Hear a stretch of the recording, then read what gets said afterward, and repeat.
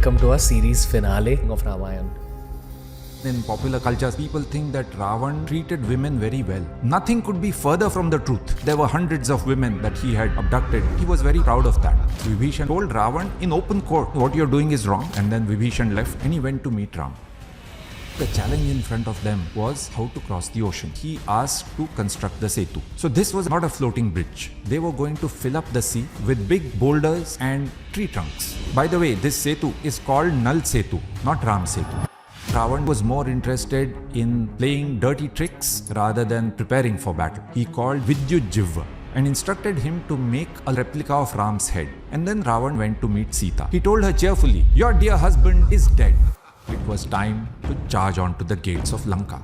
What is the kind of weaponry that one should visualize? This is a very strange war. That one side has none of this. The Vanaras fought with their bare hands and they would punch, kick, throw stones, even bite, or they would pick up the weapons of the Rakshasas themselves and hit them. The Vanaras kept winning again and again. Although both sides suffered heavy casualties, Ravan wanted to call on Kumbhakarna. They beat drums to try and wake him up. Then they started pulling his hair.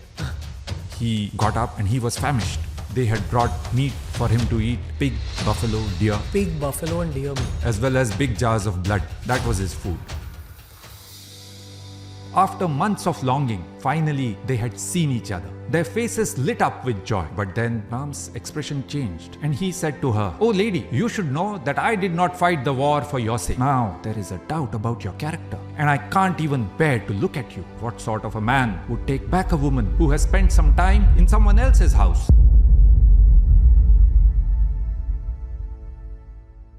This is our series finale of our 4-part retelling of the entire Ramayana. The series finale is all about the war between Shri Ram and Ravan, the king of the Rakshasas, or the evil force that was present in the world at the time of the Ramayana. Remember that there's only one accurate Ramayana, and that's the one written by the sage Valmiki. In today's day and age, there's only one man in India who has studied Valmiki's Ramayana with that much intensity, with that much force, and has gone that much into the depths of the Valmiki Ramayana. His name is Yashodeep Deodhar, sir, who's helped us create this very special 4-part series. If you've not watched the first 3 parts, watch them at the end of watching this particular part. Because all of us loosely know the story of the Ramayana, but we do not know the details. And the details are very different from the movies, from the anime, from the comic books that you've read. That's the intention with this whole series, that every single Indian gets to know the real, raw, unfiltered version of the Ramayana. Make sure you check out the other 3 parts. But today, enjoy this very special, war-oriented episode of Valmiki's Ramayana. Begins with Yashodeep Deodhar sir in 3, 2, 1.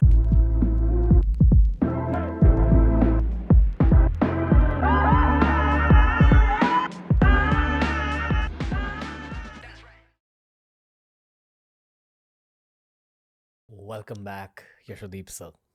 Thank you very much. Welcome to our series finale. Thank you for this beautiful series that's going to stay on the internet for another 50 years. Thank you very much for this opportunity to take Maharshi Valmiki's words to all of your audience. Okay. I'm glad. Again, in my eyes, I look at this as duty towards Sanatan Dharma, because every generation has its own retelling of Ramayana.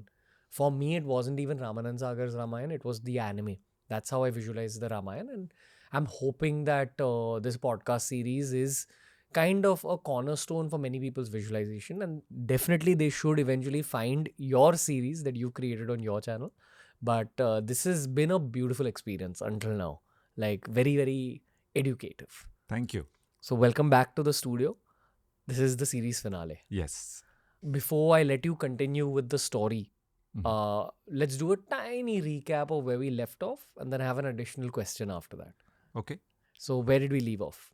At the end of our last discussion, Hanuman had come back from Lanka. He had reached Kishkinda and told Shri Ram that he had found Sita in Lanka. And now the task ahead is very clear. They have to go to Lanka, defeat the Rakshasas and rescue Sita. That's where we are. Okay. In my eyes, this episode is about war. Yes, we will read the book called Yuddhakand, which is called Book of War. Okay. And I also feel that for some reason, with a lot of Sanatanis, this is one of the lesser known aspects of Ramayana for some reason. Everyone knows a lot of aspects of the previous stories, but we don't know the details of the war. Do you agree? Do you disagree? Many times in the later retellings, yes, I have not seen as graphic and detailed descriptions of the war as in the Valmiki Ramayana. Uh, some of them are actually gory, Really? very detailed, and it's a fairly large book, the Yuddhakand. So today we'll be covering almost a quarter of the entire story. Perhaps because it's gory, it's not showcased in mainstream media. Perhaps, Okay. yes. That's the beauty of podcasts. So, sir, before I let you begin, I have a tiny question that the team picked up from the comment section on the first two episodes, which was that all these dialogue exchanges that happen between the characters, how has Maharishi Valmiki written it accurately? Because he wasn't present when the dialogues were happening. Of course, yes. So, what's your take on that? Well, this is Ramayana means Ramasya Ayanam, Ram's journey. This is Ram's biography, Ramasya Charitam. So, like any biographer, Maharshi Valmiki would have to do the hard work of speaking to all the characters, the people involved, and recreate the dialogues that accurately represent the thoughts and emotions of the people at that time. So, that is the hard work. But Maharshi Valmiki was also blessed in the sense that in the Ramayana itself, it is said that Brahma, Lord Brahma, uh, who is the creative aspect in divinity, he had blessed Valmiki that he would know exactly what had happened in each of these events. That's why we call him a Maharishi as well. Yes, he was a Maharshi. Yeah. You know, I've always thought of this word Maharishi, and I discussed it once with, I think, Rajeshi Nandi. And he said that one of the biggest misconceptions about Sanatan Dharma is that the goal is simply enlightenment or moksha or nirvana. But according to Tantra Shastra and Tantra Vidya, there's many stages beyond the stage of enlightenment and moksha. Like you go way beyond. Enlightenment is, in fact, a qualification for the next stage of spiritual growth. What we commonly know as enlightenment. And there's a long pathway up till God. Somewhere up there is the level of Rishi, and way beyond that is Maharishi, where you almost become eternal. And 12,000 BC is supposedly when the Ramayana happened, and we're sitting here 14,000 years later still talking about Maharishi Valmiki. Yes, this is an extraordinary text, no doubt about it. Yeah, there was a divine element that was flowing through him to write the details of this. Yes. Okay, now let's move on to war. Okay. So Hanuman had reported back, and Shri Ram asks him before leaving for Lanka, he asks him all about the layout and fortifications of the city, the size and strength of the army, where the different troops are located within the city as well as at the gates. This was valuable military intelligence. See, Hanuman had observed Lanka at night when he was searching for Sita, and then again when Ravan ordered his tail to be put on fire and he was paraded around, Sri Hanuman made careful observations about the layout of the city. And this was the military intelligence he now conveyed to Shri Ram. And then Ram gave orders for the army to proceed south. Time was running out for Sita. They had to get to Lanka fast. And when he asked the army to proceed south, Ram gave detailed directions. He appointed specific people to guard the front and rear of the army, the left and right flanks. We're talking about Hampi right now, right? Yes, we are in the region of Hampi at Kishkinda, and we are going south towards Lanka. Okay. Right. Many times, the Vanaras are shown in popular culture or in popular versions of the Ramayana as a disorganized bunch. So if this army had to move south, they simply walked down. Well, they did walk down, but they were very organized in this. Just like they had launched the search for Sita in a very organized manner to the four corners of the world. Even now, there was a forward party under the direction of Neel. who found out the best route for the army. Neil. Yes. Okay. He was a Vanar leader. Okay. And the forward party had to determine the path that offered them enough food and water sources, make sure that the water sources weren't poisoned by the enemy. They had to make sure that they did not cause disturbances in the villages and agricultural fields that they passed by, and so on. So there was this forward army, and then a forward party, and then behind that, the main army. The army was so huge, millions of Vanaras, that Valmiki says it was almost like a sea that was coming south to meet the ocean. Wow. As they walked, one night they were resting for a while, and Lakshman looked up at the sky and he remarked that the stars seemed to be aligned in our favor. And then he spoke about some specific stars, constellations, and their movements. And these are the kind of clues that are used again by researchers to date the events of the Ramayana. The army proceeded further. They walked day and night with very little rest. And finally, they came to the southern seashore. As they looked out to the sea, they were stunned. How were they going to cross this? Valmiki says, the sea with its foaming waves seemed to be laughing and dancing. How were they going to cross? Now, I had said last time as well, the popular story of floating rocks is not mentioned in the Valmiki Ramayana. But Valmiki leaves us in suspense as to how the army will actually cross, and then shifts the scene to Lanka. In Lanka, Ravan was a little unnerved.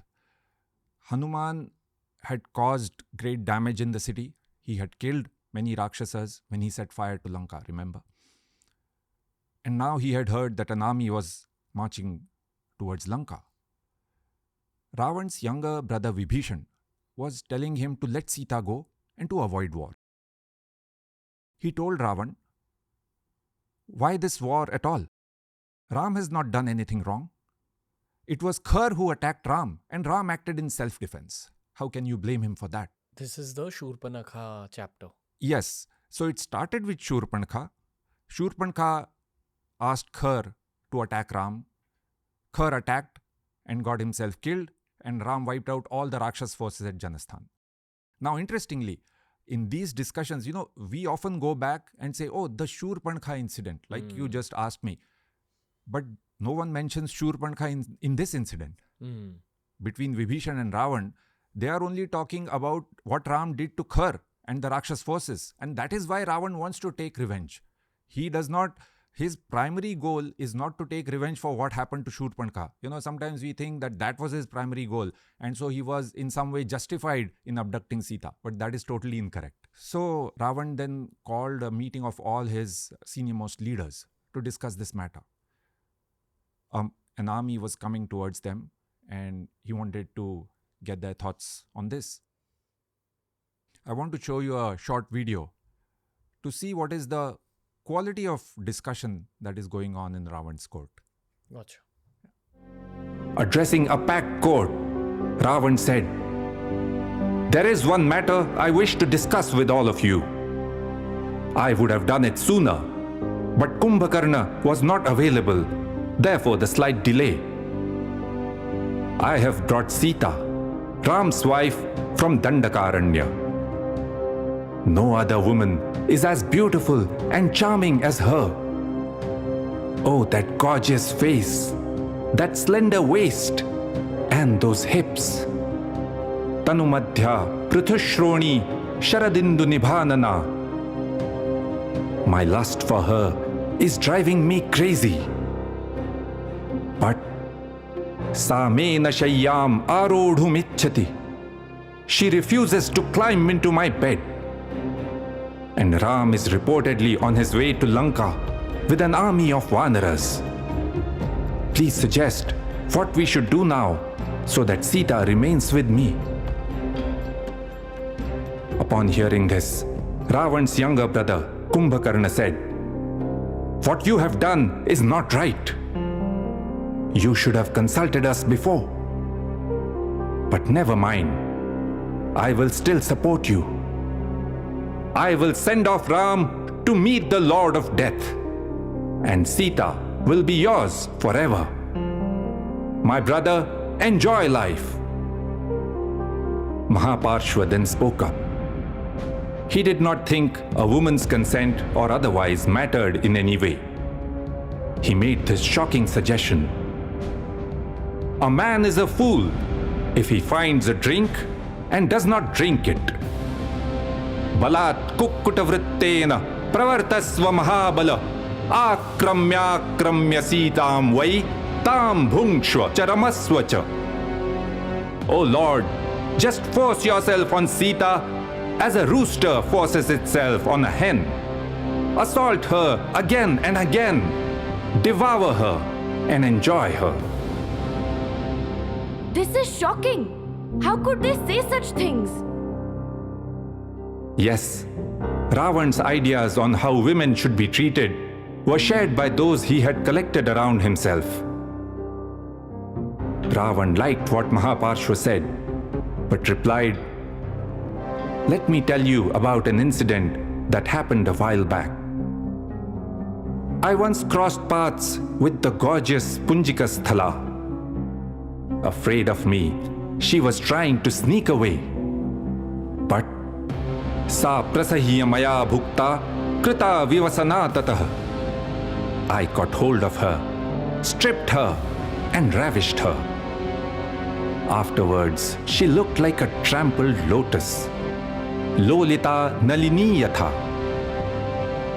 For this, I was cursed by Lord Brahma, that if I ever violated another woman in such a manner, my head would split into 100 pieces. And therefore, I cannot force myself on Sita." Kind of stuff you can't show on national television. That's why you never heard this aspect of the story before. Yes. You know, sometimes people think that Ravan treated women very well. In fact, his treatment was exemplary. Nothing could be further from the truth. Maharshi Valmiki has told us clearly what he thought. Even earlier, he kidnapped Sita because he had a fight with Ram. That's how it started, right? So he thought nothing on taking revenge on a man by kidnapping his wife. And at that time, you would recall, he grabbed her by the hair, dragged her to the Rath. Later on in Ashokvan, he was ready to punch her. And when Hanuman was looking for Sita, he had gone to Ravan's bedchamber. We saw that there were hundreds of women that he had abducted from different lands. In fact, he was very proud of that. He had showed off to Sita that you will be the chief among them. Say yes to me. And now you saw the type of comments he as well as his ministers made about Sita. Now in this assembly, Vibhishan was the sane voice, and he was telling Ravan to let Sita go and avoid war. He said, "For the good of the Rakshasas, for the good of Lanka, let Sita go." But Indrajeet mocked him, Indrajeet, Ravan's son. He said, "You're too scared to fight." And Ravan went on a rant against Vibhishan. He called him names. And among them, by the way, he called him Anarya, not Arya-like. So Ravan considered himself Arya, which is a noble person. This has nothing to do with race. Vibhishan could not take it. He told Ravan, "You are my elder brother, and I should respect you like a father. But you have lost your mind, and you are not on the path of dharma, righteousness. I cannot be a party to this. I shall leave now. Be well without me. Swastiteyastu gamishyami sukhi bhava maya vina." And then Vibhishan left, and he went to meet Ram. Now, Vibhishan also switched sides, but he was no backstabbing traitor. Again, in popular culture, sometimes Vibhishan is thought of as a traitor. But see here, he told Ravan in open court that I'm leaving. And Ram had not induced him to leave. And he left for a good reason. He was saying, what you're doing is wrong. I cannot be a party to this, and so I shall leave.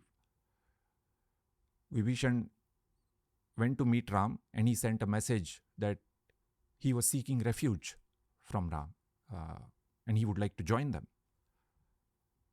Sugriv was clearly against this. He thought it was too risky. Here was a brother of Ravan coming and saying that, he wanted to join them. Perhaps this was a trick. He could try and create divisions among them. So Sugriv recommended that they should not allow Vibhishan to join. Angad and Jambavan also thought so. But Hanuman was willing to give him the benefit of doubt. Also, Hanuman knew something that the others didn't. When Hanuman had met Sita in Ashokvan in Lanka, Sita had told him that this younger brother of Ravan was trying to secure her release. So with this information, Hanuman's advice was that they should allow him in. Ram made his decision. He said, I grant him protection. Please bring him to me. And he also convinced Sugriv why that was the right thing to do. Now, this incident brings out Ram's leadership qualities. See, he was open-minded about Vibhishan, even though he was Ravan's brother. And for this important question, he asked all his advisors what they thought of it. The advisors had differing opinions. Ram then made a decision, which was a risky call. He was willing to make this risky decision, but he also explained his logic and brought along the others who were earlier speaking, who had earlier recommended otherwise. Who were the advisors? Sugriv, Jambavan, Hanuman, all of them. Yes. Now, compare these leadership styles. We just saw how Ram treated this question. On the other hand, Ravan, he made the decision to abduct Sita and pick a fight with Ram without consulting anyone. That is how Ravan made his decision. And when he heard that an army was marching towards him, he called his advisors for a meeting, and Vibhishan spoke up against him. He threw him out. Right. So these were two different leadership styles. So now Vibhishan had joined them, but still the challenge in front of them was how to cross the ocean. In fact, even earlier, at the end of Sundarkand, you would remember Hanuman had told Sita gallantly that before long you shall hear the roar of the Vanaras. And Sita had asked him, but how will they cross the ocean? Katham nu khalu dushparam tarishyanti mahodadim. Hanuman did not have an answer at that time, but he had assured her. He had said, if I can do it, so can the others. Don't worry about it. Even now, Sugriv told Ram, if somehow we can cross the ocean, once we see the city of Lanka, consider Ravan dead. But how to cross the ocean was now something Ram had to address. Valmiki then describes Ram's actions very poetically. I'll tell you how he has actually described it and then later what it means. Ram folded his hands in front of the ocean and then lay down gazing at its waters for 3 days and 3 nights. That is how Maharshi Valmiki has described it. And then he fired off arrows at the ocean. The Lord of the Sea appeared and then showed him the way to go across. What it means is that Ram stood gazing at the sea. He was observing the sea for 3 days and 3 nights. The currents, the tides, the rise and fall of water, how sandbanks and islands appeared in it. See, that part of the sea is very shallow. So as the tide recedes, there are sandbanks and small islands that come out. And Ram was trying to determine the best location to construct the setu. The place where the distance to the other side is minimal, the tides and currents are favorable. And this is likely Rameshwaram? Yes, most likely. In fact, from Rameshwaram, further out, there is a place called Dhanushkodi, and then from then you can see from satellite images that there are small structures along the way. See, right now what we know is Ram has identified the site selection, and then he asked Nal, the greatest construction experts among the Vanaras, to construct the setu. The idea of the setu was very simple. They were going to fill up the sea with big boulders, rocks, mud, and tree trunks on top. So this was a bund or an embankment, not a floating bridge. Although the idea was very simple, the scale of this project was staggering. Think about it. You're standing at the seashore and somewhere far beyond the horizon there is an island, and your plan is to fill up the sea and walk across. And then, under the direction of Ram, hundreds of thousands of Vanaras sprang up into action. They went to the forest, cut boulders, tree trunks, brought it all back to the shore and started filling up the sea. Once again, they were very methodical. They used different types of devices, yantraihi. Also, different teams were assigned to do different tasks. Some worked on getting all the material, other on tying up things, others on making measurements, and so on. And slowly, the Setu started taking shape. On the first day, they covered a distance of 14 yojanas. And then they picked up speed, and over the next 4 days, covered 20, 21, 22, and 23 yojanas. And thus, they covered the entire 100 yojanas of the Setu. Remember, this was the distance that Hanuman had to go across as well in our last session. Is anything said about the time it took? 5 days. Wow. Yes. In fact, this is very, Valmiki is very specifically told about how much they covered on each day. It was a giant Setu, extremely well constructed, Vishalaha, Sukritaha. In fact, the scale was astonishing, beyond conception. Adbhutam Achintyam. And on this Setu, millions of Vanaras started walking across. By the way, this Setu, interestingly, in the Ramayana is called Nal Setu, not Ram Setu. So named after the chief engineer. They walked across, and without any challenge from the Rakshasas, they reached close to the city of Lanka. Note, this is already a strategic mistake by Ravan. He could have attacked this army as they were landing on Lanka. That would have been a weaker point for them. But he allowed them to finish the Setu, come across and come almost up to the city of Lanka. And the reason he did that was he was not expecting this at all. See, Ravan was always very confident that no army could cross the ocean. In fact, even now he said, what Ram has done is unprecedented. I still can't believe it. Making a Setu across the ocean. He realized that he had clearly underestimated the enemy. So he asked some of his spies to go into the enemy camp and find out more about them. How many are they? Who are the leaders? What are they telling Ram? And so on. The spies, when they came back, they reported to Ravan. And now here, Maharshi Valmiki takes a detour. See, we've taken a few of these detours earlier. You would recall when Sugriv was sending the parties to search for Sita, we looked at a detour about a world atlas, geography. At another time, about botany, or the Katchit discussion, right in the beginning, in Chitrakoot between Bharat and Ram, which was a detour on governance, the oldest text on governance. And now this detour is on mathematical terms. So this is an interesting point to put this detour. Ravan has asked, how many are they? And the spies are giving that answer. How large is the enemy? I'll show you some of the actual verses here. Sure. So the first verse, Shatam Shatasahasranam Koti Mahur Manishinah Shatam Koti Sahasranam Shankuh Ityabhidhiyate. 100 of 100,000 is called 1 crore. So 100 lakh is 1 crore. He is defining 10 raised to the power 7. And then further he says 100,000 crores is 1 Shanku, which is 10 raised to the power 12, or in today's terms, trillion. 1, 0, 0, 0, 12 zeros is 1 Shanku. And then over the next few shlokas, he is describing 100,000 Shankus make up Mahashanku. 100,000 Mahashankus is equal to 1 Vrinda. And it goes on. Mahavrinda, Padma, Mahapadma, Kharva, Mahakarva, Samudra, Ogha, and Mahaogha. A Mahaogha has 10 raised to the power 60 zeros. Wow. Why do we need math like this? Exactly. Now, that's an interesting question. The fact that Maharshi Valmiki has defined these terms means the mathematicians of that time required these terms, whether it's for astronomical calculations or construction. Some sort of precision. And the scale of calculations.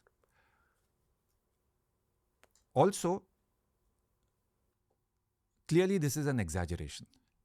If you look at the total... So by the way, the spies, after they finish all these definitions, they say the Vanara army is many, many Mahaoghas.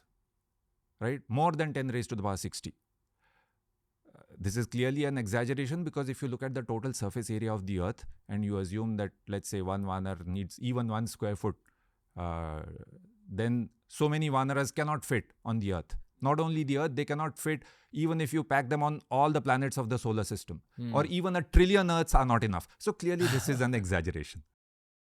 Now, so Maharishi Valmiki, as far as the size goes, the answer is it was a huge army, right? And he has used this to define these mathematical terms.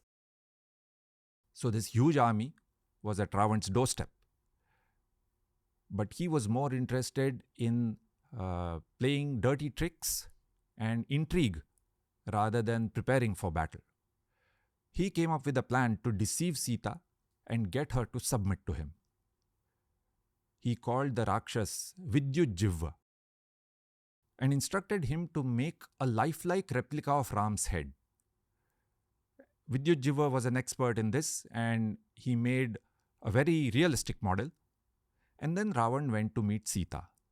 He told her cheerfully, "Your dear husband is dead. You fool. You kept refusing me because you thought that Ram will come and save you. But how will he come now? Let me tell you how it all happened. Ram was coming here together with some Vanaras, and they had camped on the other side of the ocean. And my forces, under the leadership of Prahast, went there at night. And while Ram was sleeping, Prahast's sword sliced through his neck without any problem. I have got his blood-soaked head for you to see." Then he turned to the Rakshasis and said, "Go and get Vidyujjivva. He was the one who got the head from the battlefield." Vidyujjivva came on cue and he threw the head at Sita's feet. Sita screamed. She thought this was Ram's head. She sank to the ground, cried bitterly. Sita was completely crushed. But even then, Ravan could not get what he wanted, her consent. That was out of the question. Just then a messenger came and told Ravan, "Aryaputra, there is a matter that the ministers want to discuss with you. Please come to the court urgently." And Ravan went away. Sita was still trembling. One of the Rakshasis that had been put to guard her had become friendly with her. And she told Sita, "Don't worry about it. This is all a trick. Ram is well. In fact, the army has crossed over to this side. There is going to be a war soon. In fact, you can hear the preparations for the war. Don't worry, you shall soon be with Ram." In Ravan's court, there were people who were making last-ditch efforts to try and avert war. Ravan's own mother told him to let Sita go. Ravan's maternal grandfather said, "Make peace with Ram. It is not wise to fight him." But Ravan was clear. "Dvidha bhajyeyamapi nanameyantu kasyachit." I may get cut into 2 pieces, but I will never bend. Meanwhile, in the Vanar camp, Ram was making preparations for the attack. He assigned specific people to attack the different gates of the city the next day. He also told everyone not to take off their Vanar attire because this was going to be a battle at close quarters. So the Vanar attire will tell who is on which side. Which probably also means that the Rakshas army looked like normal human beings. Yes. Okay. Later that night, as Ram looked up at the skyline of Lanka, he thought that one person makes a mistake and so many have to suffer. He knew that this would be a terrible war. Both sides would suffer heavy casualties. And he decided to make one last attempt at peace. So in the morning, he sent Angad to speak to Ravan. Angad went to Ravan's court. Ravan was sitting on his magnificent throne. Angad introduced himself. He said, "I am Wali's son and Ram's messenger. My name is Angad. You may have heard about me." Honestly, when it comes to Angad, it's a character that's fascinated me a lot ever since I saw the animated Ramayana, because that, again, for the child in me, that's my reference point. they've shown him very beautifully in that film. You don't hear too much about Angad when someone is skimming through the story of the Ramayana, but certain retellings highlight him a lot. So there is this one interaction that he has with Ravan that I loosely remember, where he showcases acrobatics and something around his tail. I can't remember the exact story. Yes, in fact, in popular retellings, this is where it comes. So, in other retellings, not in the Valmiki Ramayana, it is said that Angad grew his tail to a great length. He coiled it and then sat on top of it so that he was at an equal height to Ravan. Now, in the Valmiki Ramayana, that is not described, but I just told you how he spoke to Ravan, even though he is a young boy, maybe a teenager. And he said, to this great king of the Rakshasas, he spoke to him as an equal. Now, many times the story of Ramayana is depicted in sculptures or paintings, right? How do you show confidence in stone? So this is a beautiful way.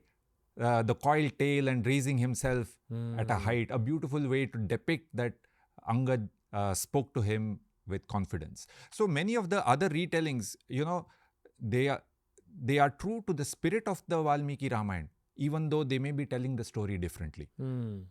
Just now we had also heard the story of how the Setu was constructed. Now the later retellings where they talk about the Vanaras writing Ram's name on rocks, and because of which the rocks were floating. Again, it conveys the sentiment that the Vanaras were inspired by Ram in every step.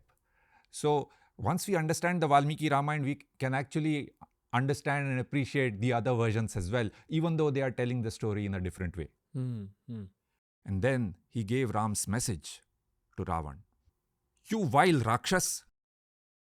For too long people have suffered because of you, but no more. It was so brave of you to kidnap Sita while I was away.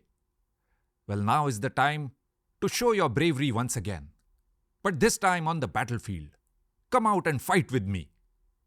But before you come, make sure you have done the preparations for your last rites. For I will surely kill you and everyone who supports you. This was Ram's message delivered by Angad. Ravan was crazed with anger, and he ordered, kill this Vanar. Once again, note, Ravan paid no heed to the code among kings that an ambassador or envoy should not be killed. But he gave the orders to kill. 4 Rakshasas came and grabbed Angad. And that's when Angad threw them off swiftly and they went tumbling. And he jumped onto a balcony. And there he kicked and broke the balcony, destroyed the roof, and then jumping from one rooftop to the next, he went out of the city. Ravan had rejected the last peace offer. So now it was time to charge on to the gates of Lanka. Ram gave the orders, and remember, Lanka had a boundary wall, and outside the wall there was a moat. But this was hardly a challenge for the Vanaras. They had just filled up the sea. So filling up the moat was fairly simple. Once again, they filled it up with rocks and mud and logs of wood and charged on the gates. The gates came crashing down. They broke the boundary wall as well at some points. And then Ravan gave the order to counterattack. This is the beginning of the battle? This is the beginning of the battle. Okay. Yes. There's the very common story about Ravan being a Shiva Bhakt and praying to Shiva for his powers, etc., etc. Is anything said about Ravan's spiritual journey or his Tantra-based journey at all in the Valmiki Ramayana? No, those things are emphasized much more in the later retellings. In the Valmiki Ramayana, Ravan is a great warrior, no doubt. And even as far as preparations go, there is no puja that he does at the beginning. He prepares his arms and gets ready for battle. By the way, in this first instance, he does not come out himself. So he will come out in some time. But there's no mention of him going about any spiritual practice. Not in the Valmiki Ramayana, from Balakand to the Yuddhakand. And right in the beginning, I think we had once spoken about the Uttarkand. Remember that the Uttarkand was not written by Valmiki. So whenever I'm saying that something is or is not a part of the Valmiki Ramayana, I'm talking about Balakand to Yuddhakand. Gotcha. These are all additional anecdotes. Yes. Okay. Now let's move on. So Ravan gave the order to counterattack. And the Rakshasas came with their horses, chariots, elephants. They had all the astras and shastras, bows and arrows, spears. See, the Vanaras had nothing. They were fighting with rocks, tree trunks, their bare hands. And the Rakshasa army was extremely well equipped. And they were able to push back the Vanaras a little bit. So most of the battle happened outside the city gates. Although they had broken through the gates on the first day itself, the battleground was outside the city. Again, tiny interjection. For you believe after studying the Valmiki Ramayana that this was the island of Sri Lanka, Yes, right? yes. My question to you is that part of India where Rameshwaram is, right? You see that little strip of land that joins the island of Sri Lanka. Mhm. So within Sri Lanka, is there a particular geographical location that you think was the location of this battle? See, based on the descriptions of the Valmiki Ramayana, you cannot accurately pinpoint where exactly on the island it took place. But it was possibly near that strip of land that we see on geographical maps. No, the strip of land connected it to the larger island of Lanka. But we don't know Right. exactly where. On, yeah. As far as the descriptions of the Valmiki Ramayana goes. Have you been to Sri Lanka yourself? yes. You have? Yes. I think we spoke about this in our first episode, right? Yes. What did you feel there? No, like all the descriptions of the main locations, Ayodhya, Panchavati, Kishkinda, and Lanka, right? There is a feeling. So you asked me what I felt, Yeah. right?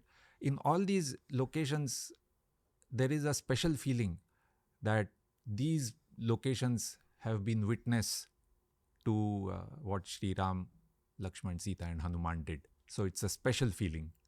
Gotcha. Okay. I will let you carry on with the story. Now the war is at close combats. See, the Rakshasas have lost another strategic advantage. First of all, they were on an island, they could have attacked the army as it was landing. Secondly, they had arms that they could fire from a distance, bows and arrows, spears. They could have attacked the army while it was still outside the boundary wall. But now it was a man-to-man combat. And this played to the Vanaras' advantage. And on this first day, the Vanaras kept winning again and again. Although both sides suffered heavy casualties, the Rakshasas were losing more numbers, they were losing their leaders. But then the tide turned because of someone who fought in a very different way. And this was Ravan's son, Indrajeet. Valmiki says he made himself invisible, adrishyaha. In other words, he fought in a way that it was extremely difficult to figure out where he was firing from. Stealth, he would fire from behind the enemy lines, not right at the front lines. Also, he would fire things that would explode in the air and then release arrows, so you don't know where he is firing from. And he killed hundreds of Vanaras.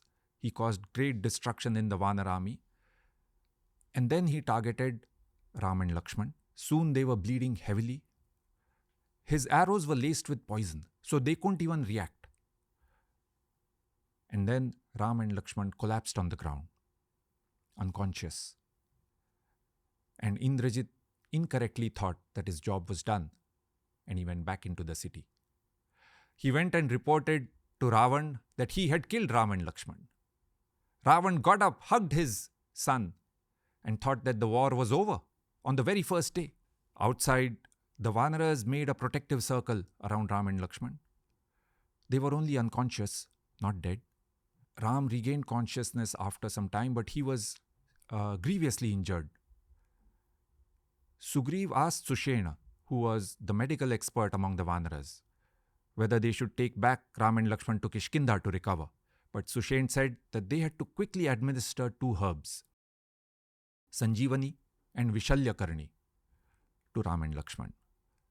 Now, where to get these herbs? Wow. Until now, the traditional story I've heard is that it was just Lakshman Bhagwan who collapsed. That is coming later. Okay, wow. Yes, that happens again. This is the first time hearing this story. So right now, Ram and Lakshman both need Sanjeevani and Vishalya Karni. They're discussing where to get it from. And at that time, a Garud appears. Garuds were also forest dwellers who dressed up like eagles.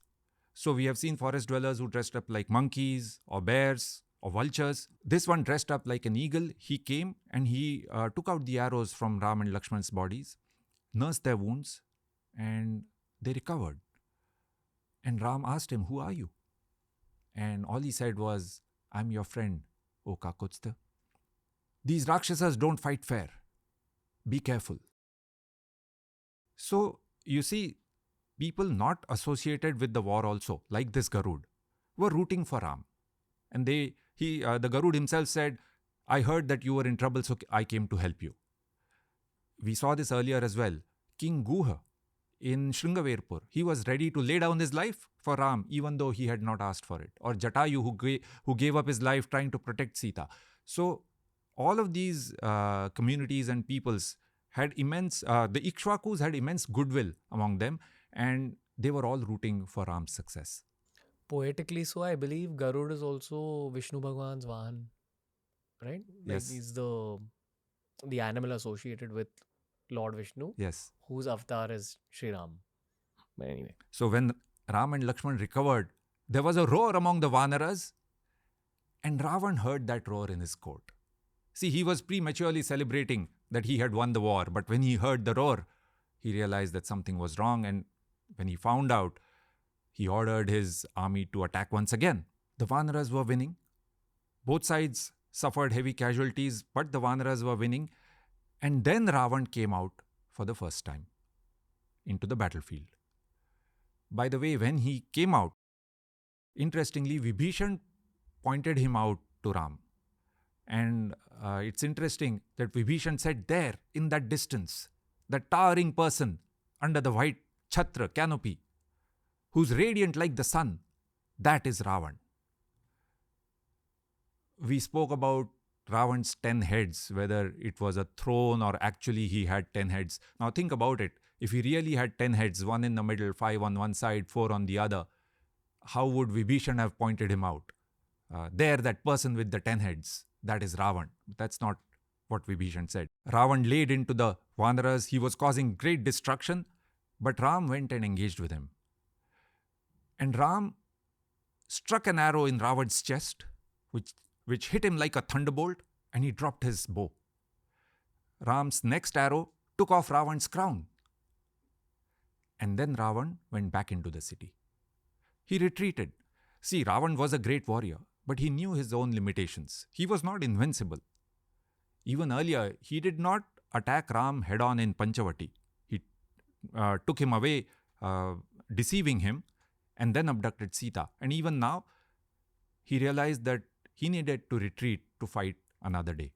When we're thinking about this battle, what is the kind of weaponry that one should visualize? Because it's usually bows and arrows and swords. And then we Yes. spoke about Indrajeet briefly. Yes. Sounds very similar to the Mahabharata weaponry of like arrows that kind of are like missiles, poisonous arrows, etc. So what do you visualize when it comes to weaponry? It is all that you said, but in addition, this is a very strange war. That one side has none of this. All the weaponry is on one side only. The Vanaras fought with their bare hands, and they would punch, kick, throw stones, even bite, or they would pick up the weapons of the Rakshasas themselves and hit them.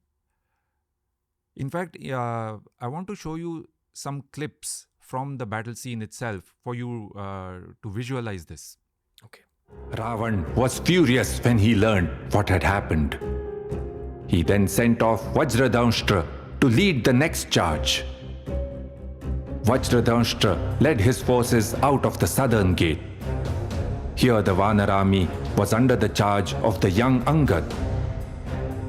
Once again, it was a dreadful fight. Soon the battleground was littered with severed heads, limbs, and torsos. Bhujapani shiras chinnah, chinnakayash bhutale. Crows and vultures gathered for the feast. Angad started working his way towards Vajradamshtra, who was causing many casualties among the Vanaras. The Rakshas saw him coming and struck him with a volley of arrows. Angad's body was drenched in blood, but he kept going closer.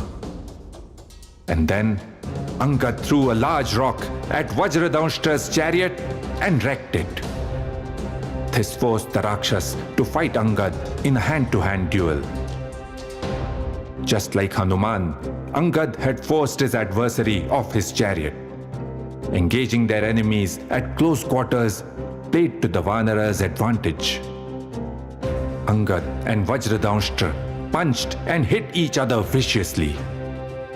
Both were soon exhausted and started vomiting blood. Rudirodkarinau tautu praharair janitashramau. Angad picked up a tree trunk and the Rakshas grabbed a sword. They struck each other until both were so tired that they fell to their knees. And then Angad tapped his last bit of energy. He pounced on Vajradamshtra, grabbed his sword in a flash, and cut off his head. The Rakshas troops lost courage upon seeing their fallen general and ran back to Lanka. Ravan then ordered Akampan to lead the next Rakshas assault. Akampan also targeted the Vanar troops near the western gate. Valmiki says, the warring forces kicked up a cloud of dust that covered the entire battlefield. One could not see much. But after some time, the dust settled because the ground had become soaked with blood. And then a terrible picture emerged. The battlefield was covered with dead bodies. Sharira shavasankirna babhuva chavasundhara. I have to break away from the story just a little bit. Couple of things to say. Sure. First thing I want to say is, wow, love the battle parts. And this is the kind of stuff, again, that's not spoken about in lore. I didn't even know this Angad story. And, this was a relentless war, day and night. It was not like the Mahabharata from daybreak till sunset. Yeah, I've always wondered this about the Ramayana battle. In fact, when we started this series, this was the episode I was looking forward to the most because it's the one that's the most shrouded in mystery. Because we've not been shown it in commercial media. That's the first thing I want to say. The second thing I want to say is, when I'm viewing your work, there's a part of me that views it as a content creator, as an editor. And the kind of music you've used, the kind of words you've chosen to use. Like what I sense, and I'm not just saying this because you're sitting in front of me, this is a very objective opinion. I genuinely feel that Maharishi Valmiki's energy is flowing through you to make this happen. The only compliment for you here is, honestly, sir, I feel you've been humble enough through the storytelling process to allow that high energy to flow through you. Like, so many people are trying to do this exact job that you've done, but I think you had the right mindset to do the story in a very true to the art form way. Thank you very much. I'm truly humbled to hear this.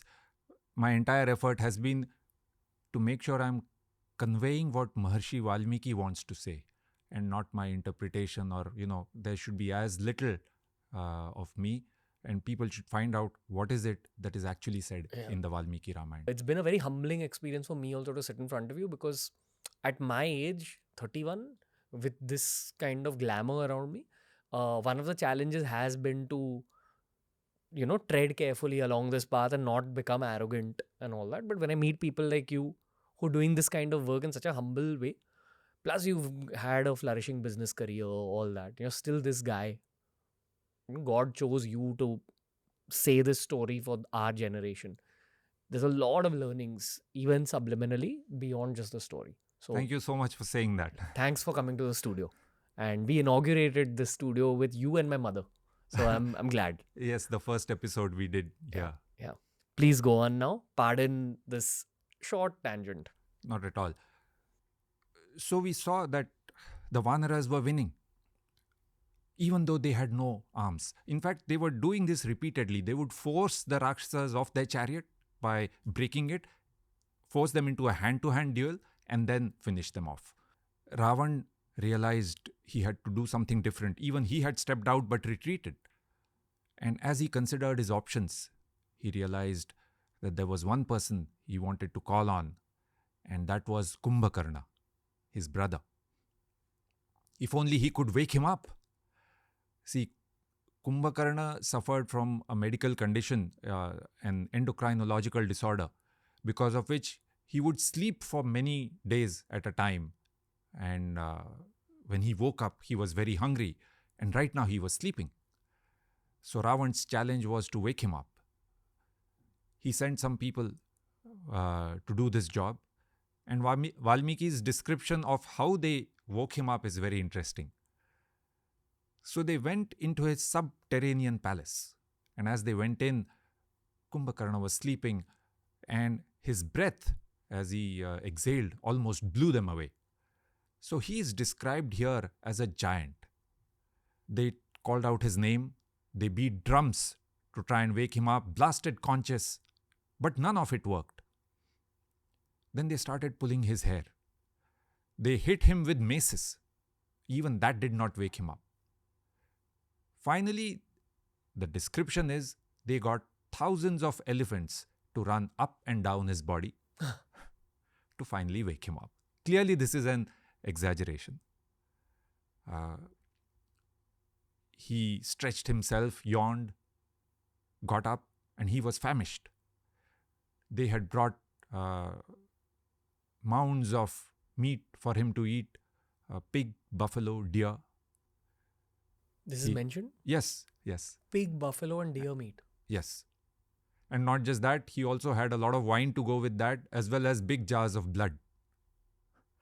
That was his food. And refreshed, he went to meet Ravan. Ravan told him what was going on in the battlefield. And Kumbhakarna laughed. And he said, "We had warned you earlier, but you didn't listen to us. Now you are suffering the results of your own actions." So there was some goodness in Kumbhakarna. Yes, interestingly. And Kumbhakarna also gave him a lecture on why it's important to have a good balance between righteousness, wealth creation, and enjoying pleasures. But Ravan told him, "Don't give me a lecture like a teacher. I need your help right now." Kumbhakarna said, "Don't worry, I'll take care of this for you."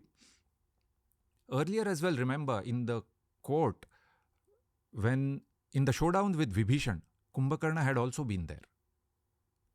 And even then, he did not agree with what Ravan had done, but he said, "Even then I will support you." Now Kumbhakarna stepped out into battle. Once again, Valmiki talks of him as a giant. And how big? His eyes were the size of chariot wheels. And his height was equal to 600 bows placed next to each other. Once again, it is clearly an exaggeration. 600 bows, 5 feet for one. If you calculate, it's about 3,000 feet or more.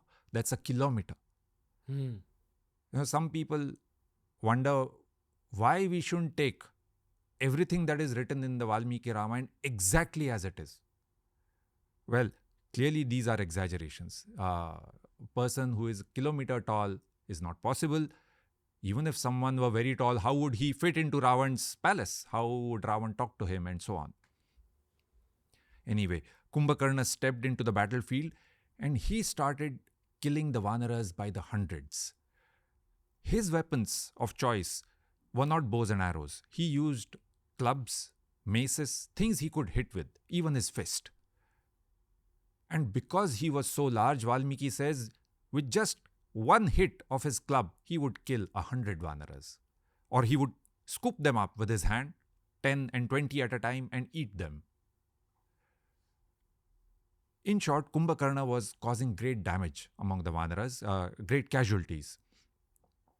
And Shri Ram stepped up to fight with him. He fired off the Vayavyastra and cut off his right hand. Kumbhakarna flew into a wild rage. He took a tree and started charging towards Ram. With his left hand, he grabbed a tree. But Ram fired another arrow and cut off his left hand too. And then Ram fired arrows at his legs to immobilize him. And then, with one final arrow, Ram cut off his head. The giant's lifeless body crashed to the ground, and that was the end of Kumbhakarna. Wow. When Ravan heard about this, he was heartbroken. He said, "With my brother gone, I don't want to live. This kingdom has no meaning for me. What will I do with Sita?" He was crying bitterly. Indrajit could not see his father like this, and he stepped out into battle. Indrajit, remember, is now the only person among the Rakshas leaders who has scored a win in this battle. On the first day, he had injured Ram, and Lakshman thought his job was done and had come back into the city. Indrajit came out once again. Before I let you continue, this is another tiny question. Because we spoke about Vibhishan, Kumbhakarna, and Ravan. Three brothers. Is anything said about their parents? Ravan's father was Vishrava Muni, and his mother was Kaikasi. His mother was a Rakshasi. His father was not a Rakshas. In fact, interestingly, Ravan's father was a Brahman, a Muni, but he himself was a Kshatriya, a ruler. We saw this earlier as well, right?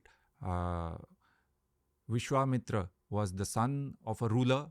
He used to be a king, but he became a Brahmarshi. Do you think that the other two brothers have also descended from the same pair of parents? Yes, Okay. I think so. Okay, gotcha.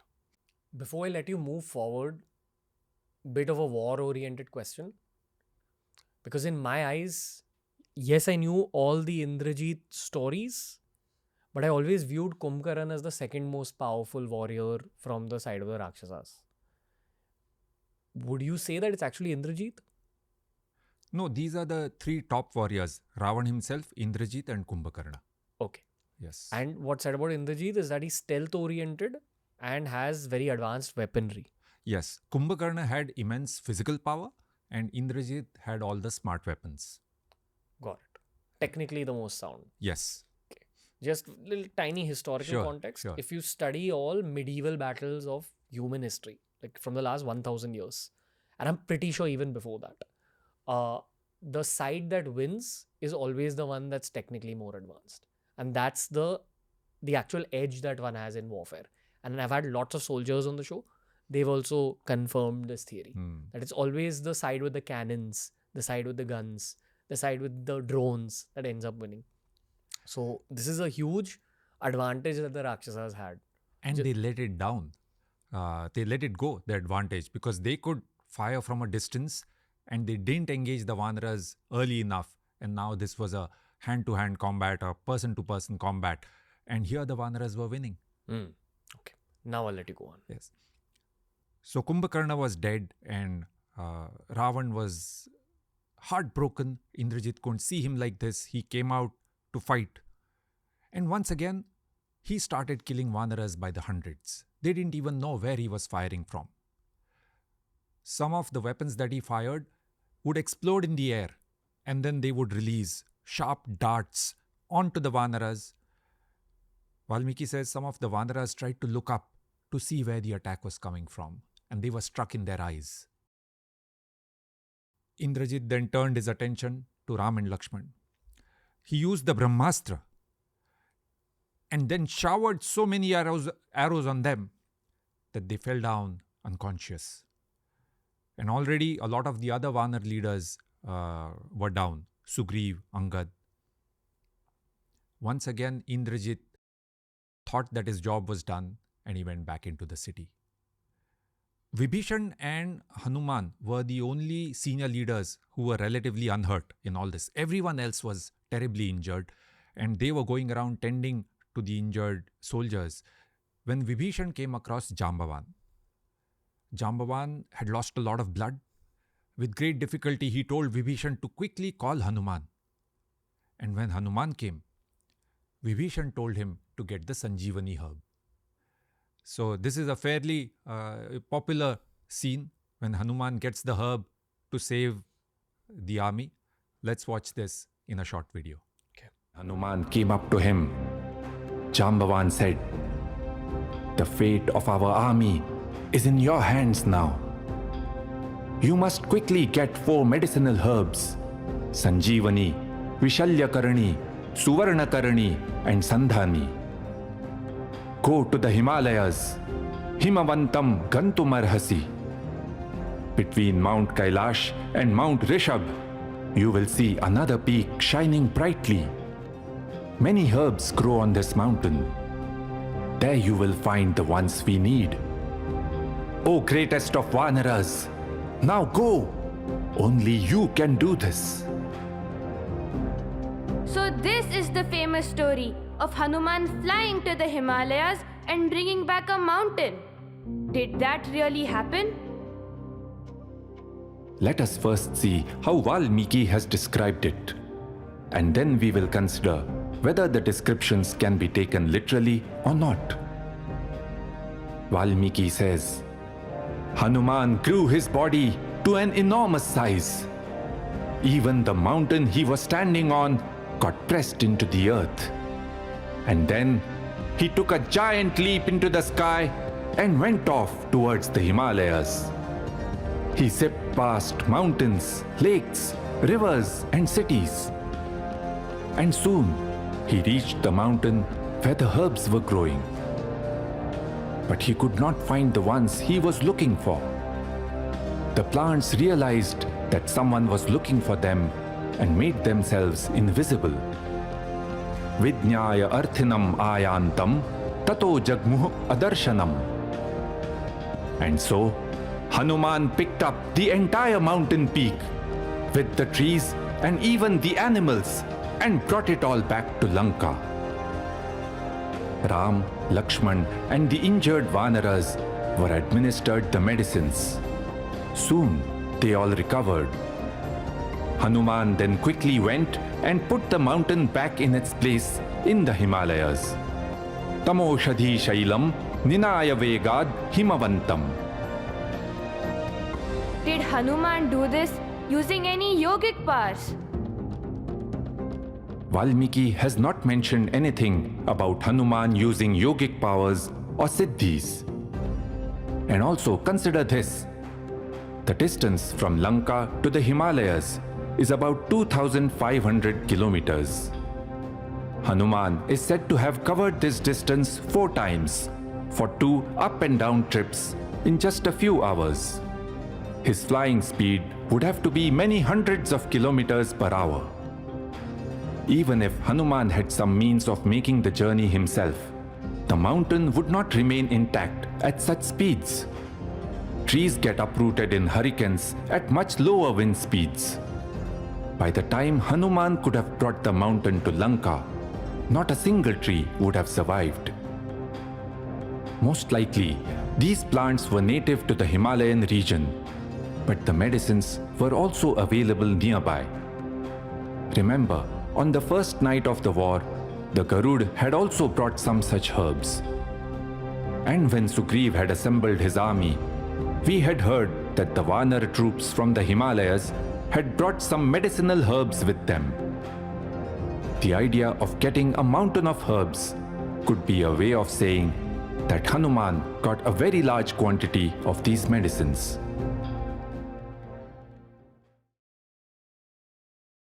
Well, the medicines had done the job.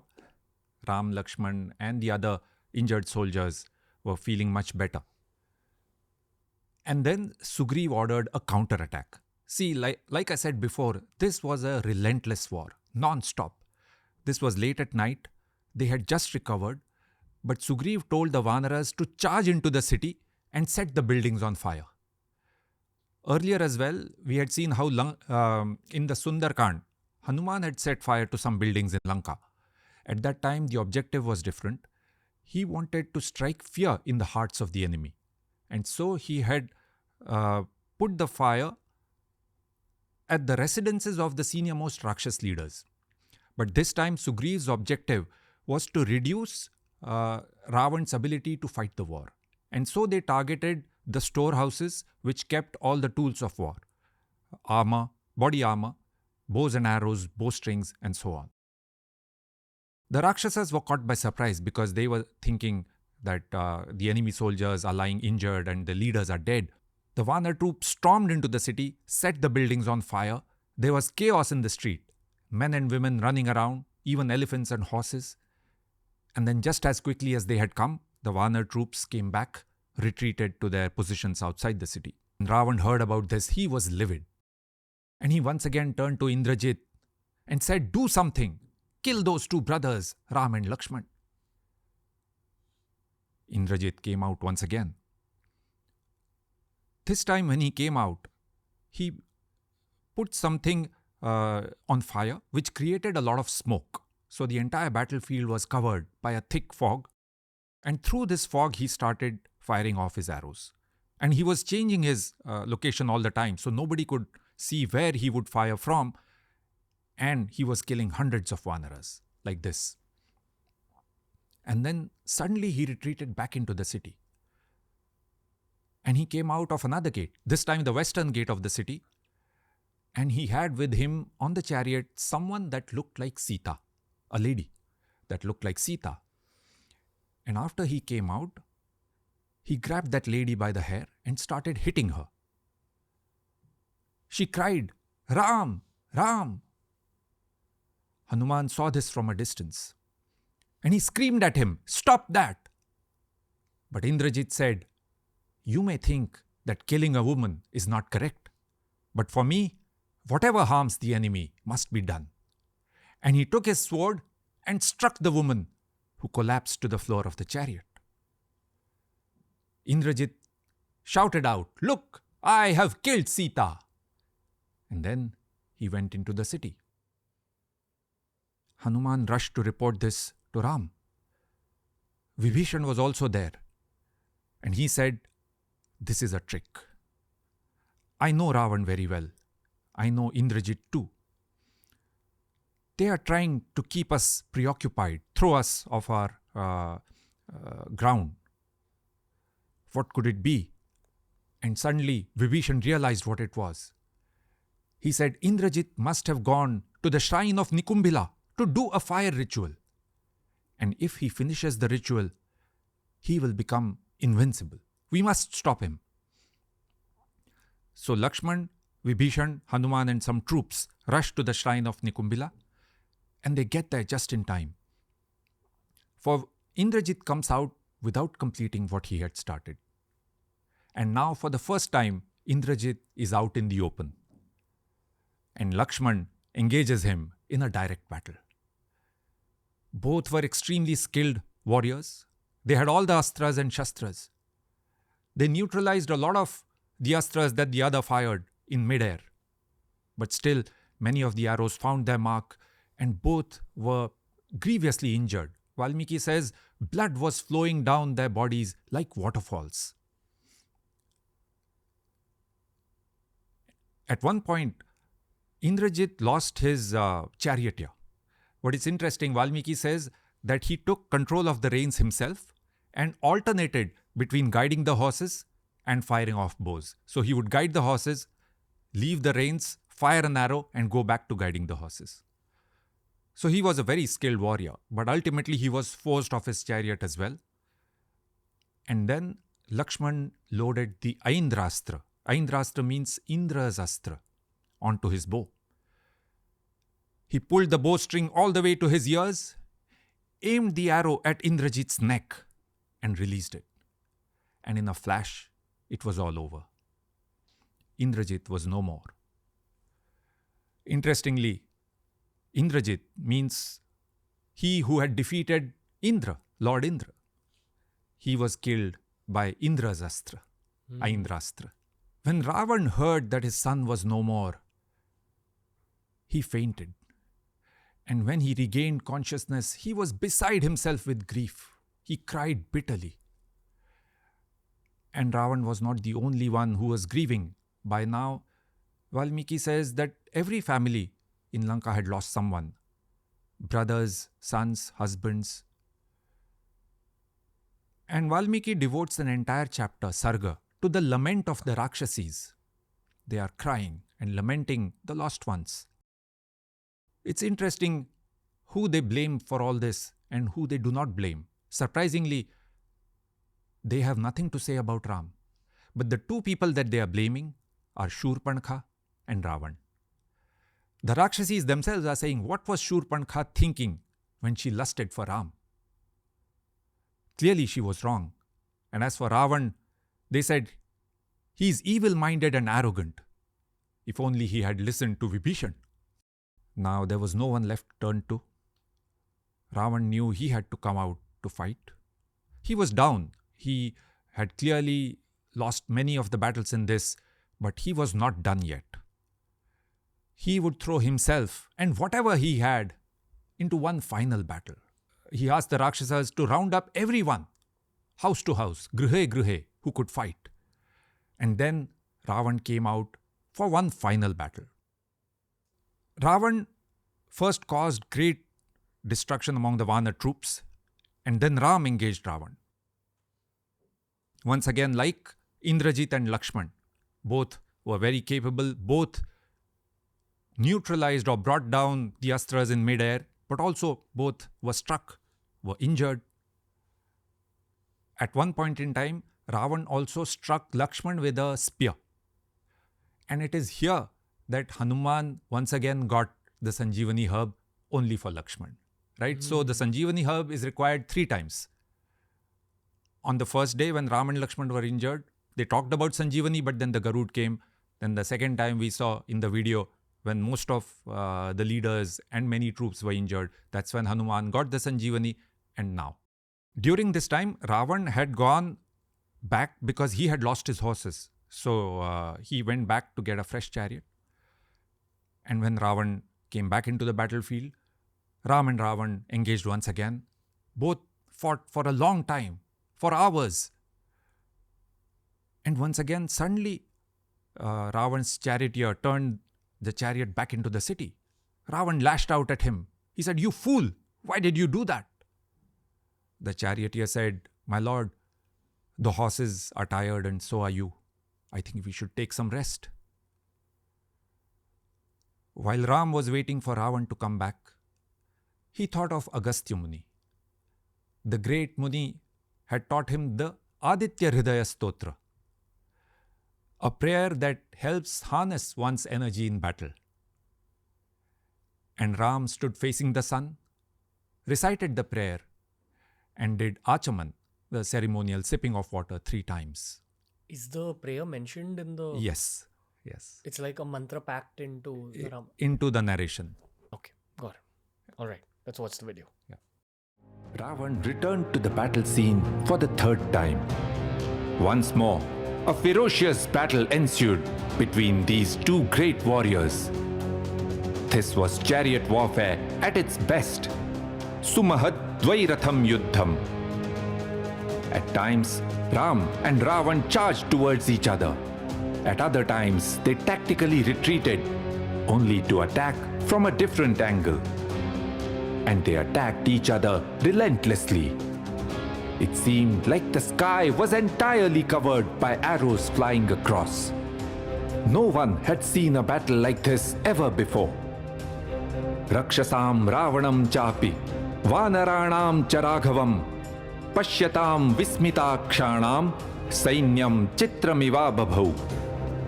The Rakshas soldiers just stared at Ravan, the Vanaras at Ram. They stood frozen, like characters in a painting. The battle raged on and on. Ram wondered why the weapons that had worked so well against Khar, Dushan and Kabandh were unable to finish off Ravan. Valmiki says poetically that when Ram cut off Ravan's head with a sharp arrow, a new head appeared in its place, and this happened 100 times. Ram realized that he had to try something different. And then he picked up a special weapon that Agastya Muni had given him. This arrow, made by Lord Brahma himself, was more like a missile launched from a bow. Valmiki has described it as follows. It was huge in size and weight, but also hollow in the middle. Shri Ram Akashamayam. A fire burned inside, and it emitted smoke as it went hissing through the air. It landed on its target like a thunderbolt. It could blast right through doors and walls, man and beast. Ram loaded the great weapon on his bow as per the proper Vedic procedures. He pulled the bowstring all the way back and fired it off at Ravan. The arrow hit Ravan on the chest and went right through him. Tasya hastadhatasyashu karmukam tatsasayakam nipapata saha pranaihi bhrashyamanasya jivitat.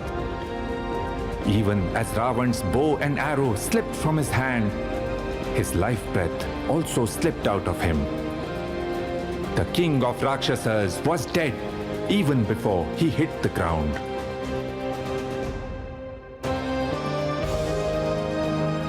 Iti ha asa. That is how it happened. Brahmastra? The Brahmastra comes many times in the Ramayana. Even earlier in the Sundarkand, Indrajeet had used the Brahmastra to ensnare Hanuman. Then Indrajeet had used the Brahmastra later on as well on Ram and Lakshman. So the Brahmastra is not only one astra. There are different types of Brahmastra mentioned here. Wow. What is said about his death? Because there was a line where you went that life left him before he hit the ground. Yeah. That's the last mention of him and his body and his soul. Yes. So he was dead in an instant. There is a popular story in some retellings about Ravan lying on his deathbed and Lakshman going to meet him before he dies. That is not mentioned in the Valmiki Ramayana. Does Ramji have a dialogue about Ravan at all to anyone? Yes. So right after this, once Ravan is dead, Mandodari and the other wives come out. I'll tell you what happens because he mentions something to Vibhishan which is important about Ravan. So the ladies come out and they are weeping next to Ravan's body. See, one side has won the battle, the war. How do we typically imagine the winning side will treat the losing side? Especially the women, throughout history. And now look at Ram's exemplary behavior. He tells Vibhishan, please console the women and do the last rites for Ravan. So, the right treatment for the fallen soldier as well as consoling the women. Exemplary behavior. Even Vibhishan was not ready for this. He was conflicted. On one hand, he had lost his brother and he was sad. At the same time, he was not ready to forgive Ravan for what he had done. But Ram tells Vibhishan that animosity should not last after death. Maranantani vairani. And he tells Vibhishan, to your question now, what does he tell about Ravan? He said Ravan was a great warrior. He deserves respect from you and me. He died fighting in the battlefield like a true Kshatriya. So please go ahead and do his last rites. And then Vibhishan cremated Ravan's body, did the Jalanjali. And then Ram told Lakshman to coronate Vibhishan as the next king of Lanka. And then he told Vibhishan to go and call Sita. See, Sita was inside the city in the Ashokvan, remember. And Ram could not enter any city during the period of his exile, Vanvas. So he asked Vibhishan to call her, but he also said, make sure she has taken her bath and put on her jewelry. That was a strange request, and Sita thought so too. She said, I want to meet Ram. The bath can wait.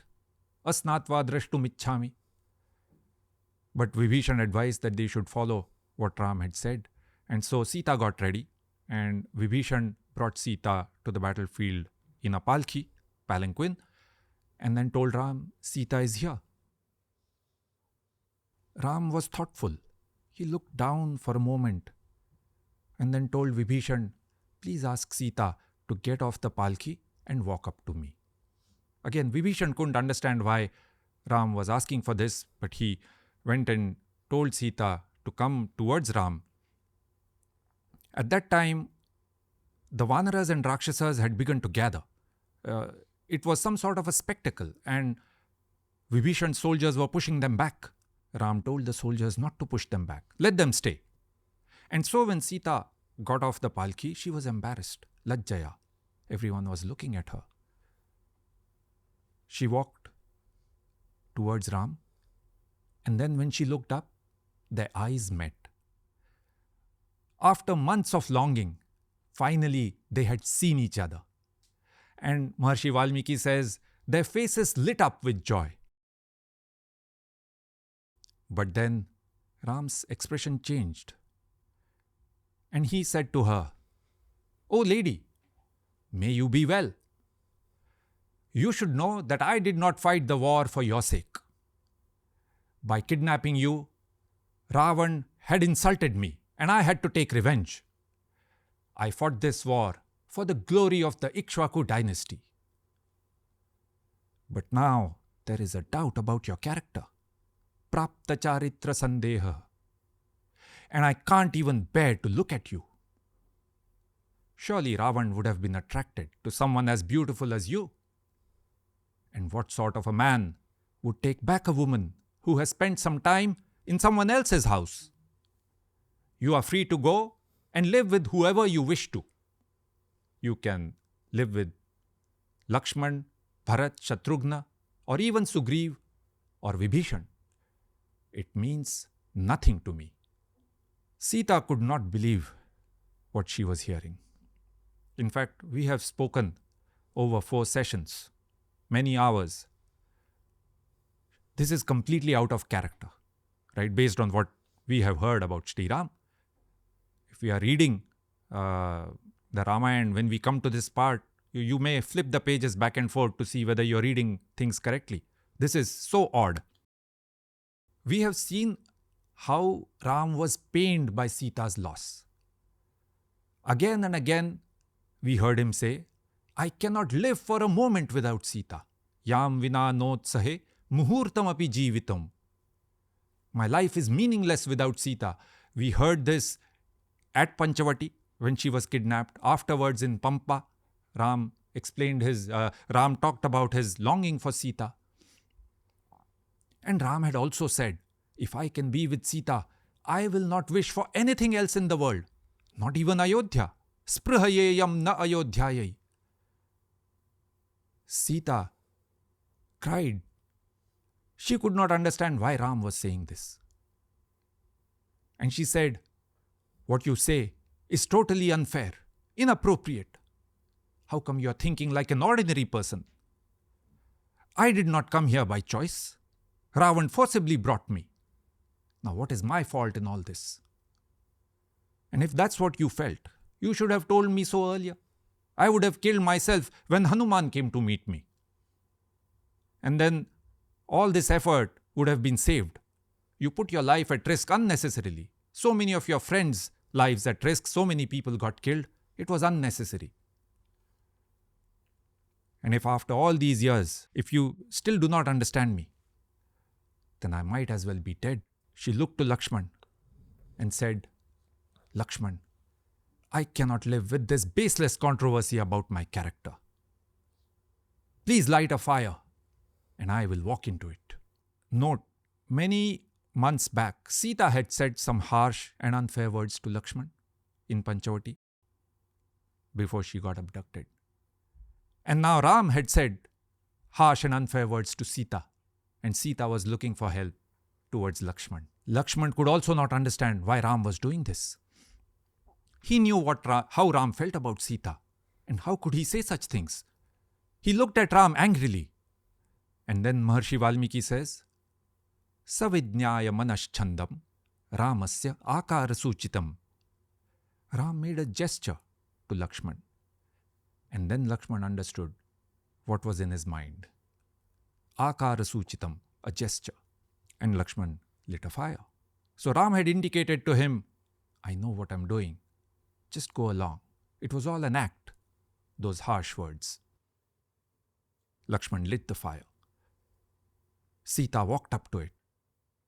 And she said, "If I am not at fault in any way, If my character is spotless, may the fire protect me. And she started going towards the fire. There was a roar among the crowds.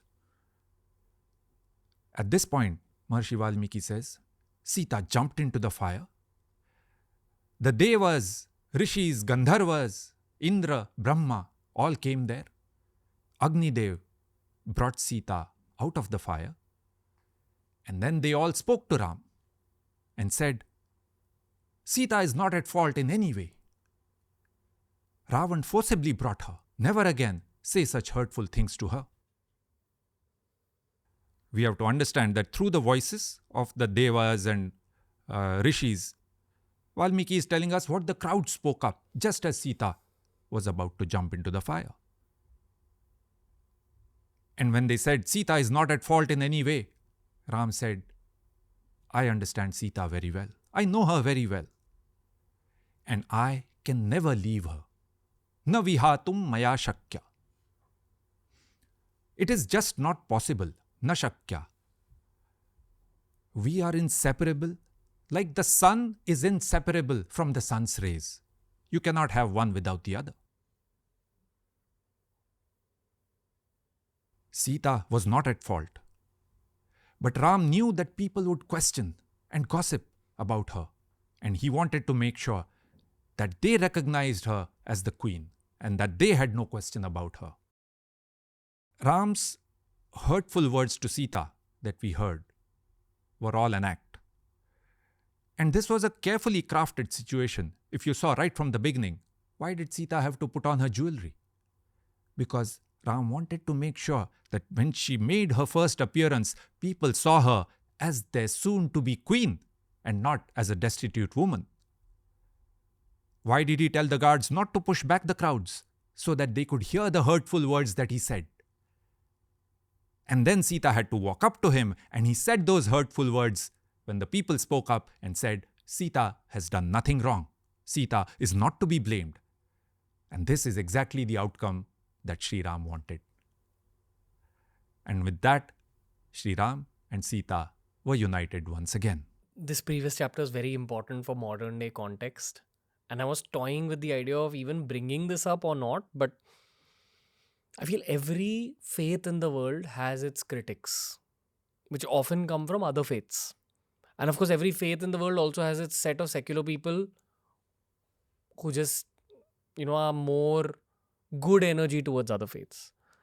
When it comes to Sanatan Dharma, the critics of Sanatan Dharma, sometimes from other faiths, and very, very often from our own faith, end up criticizing the Ramayana because of this part without talking about what you spoke about post Sita Maa's Outburst. Yes. Outburst. And if you read things in isolation, of course, you will get a completely different meaning. Yeah, this is what my friend Manish calls loosely informed, highly opinionated.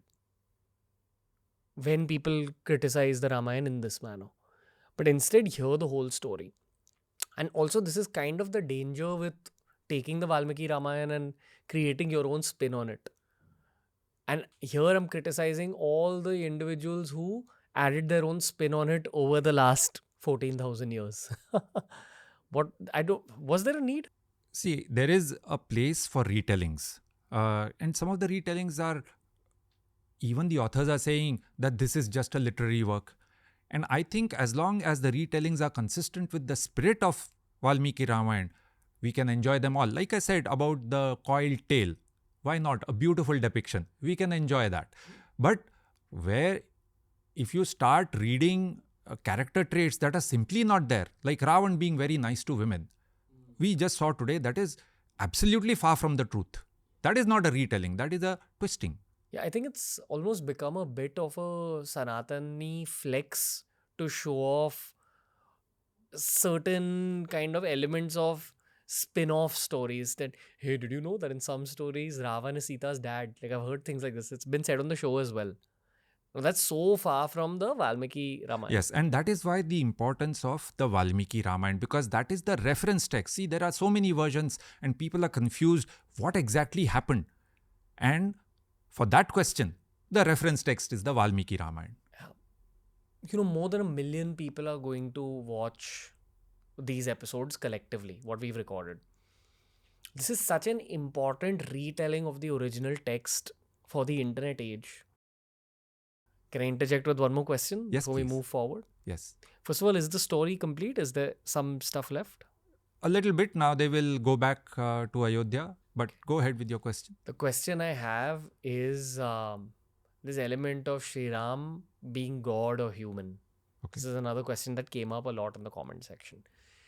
And I think this is in reference to the previous episode where we spoke about Hanumanji's reality, where you often visualize him as a god, which he is, which is why we recite the Hanuman Chalisa as well. But then mentions of the Vanaras tell us that they took off their monkey-like masks and monkey-like tails. So these were obviously human beings which were putting on some kind of attire. And Hanumanji was a very evolved version of a Vanar. Yes. Was a higher being for sure. Now, common understanding in Sanatanis is that Ramji is an avatar of Vishnu. Can we bring in Vishnu Bhagwan into this part of the story and this part of this conversation as well? What's happening here? So your question was, is he human or divine? Yes. And the answer is both. First of all, right in the beginning, in the first discussion that we had in this series, first chapter of the Balakand itself, we had looked at the kinds of traits that Maharshi Valmiki was looking for. Remember, Kon Vasmin Sampratam Loke, Gunavan, Kascha Viryavan, and so on. And there he had used the word Nara. Evam Vidham Naram. Nara means human. So he was looking for a person, a human who had these qualities, and then he wrote the story of Ram. Afterwards also he has used the word Nar to talk about Shri Ram. So Shri Ram in the Valmiki Ramayana is human. We also saw that he goes through all the human emotions. Happiness, love, anger, hopelessness, sorrow, all of it. Also, many of the magical aspects that we find in other retellings are not there in the Valmiki Ramayana. So, Shri Ram was human. At the same time, Maharshi Valmiki has also said that the four sons of Vishnu had taken birth as the four sons of Dashrath. And at other points also, he refers to Shri Ram as Vishnu being in human form. So, both. Gotcha. Okay. So, proceeding with the story, we are almost at the end. Ravan is no more. Ram and Sita are together. The war is over, and so are the 14 years of exile. So, it's now time to go home. Vibhishan gets the Pushpak Viman ready. All of them climb into the Viman, and the Viman takes off for Ayodhya. Along the way, when they are passing over Kishkinda, Sita suggests that they could pick up Tara and the other ladies. So they bring down the Viman, pick up the additional passengers, and then off on their way again.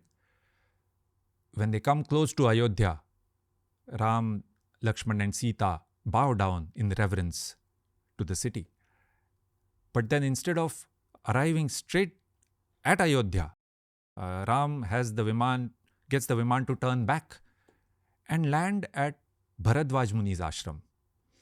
Remember, during their Vanvas also they had come south to Shrungaverpur, crossed over the Ganga and then gone to Bharadwaj Muni's ashram.